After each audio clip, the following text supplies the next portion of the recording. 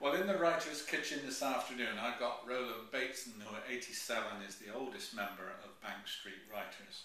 Roland, after your job as an engineer and a technical author, you were made redundant at 64. How did you decide to fill up your time after that? Well, I realised at 64 that basically I must keep active, mentally active, and I found that quite a number of my colleagues, unfortunately, they just sort of didn't bother at all. Yeah. And that was not for me. So, strangely enough, I concentrated on poetry, although I never really had any interest in poetry.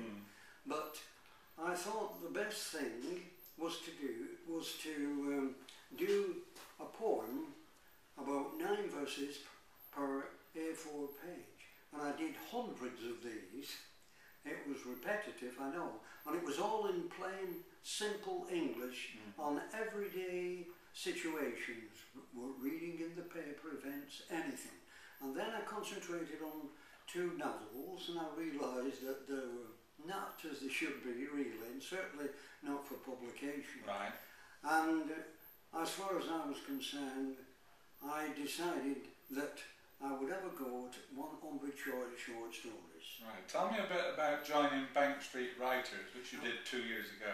Yeah. When I joined Bank Street Writers 2 years ago, I realised that this was a new chapter, and that in fact there were quite a lot of writers who knew far more than I did about writing.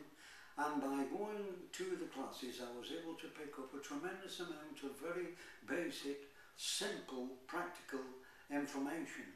I was impressed, and then I started applying in competitions, trying to do the very best that I could in regard to poetry or whatever. And that was when I decided that our failures really were nothing in retrospect, for the simple reason that you've just simply got to keep on. Yeah.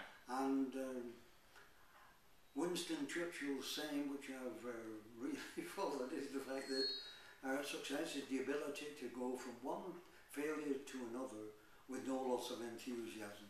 That's great.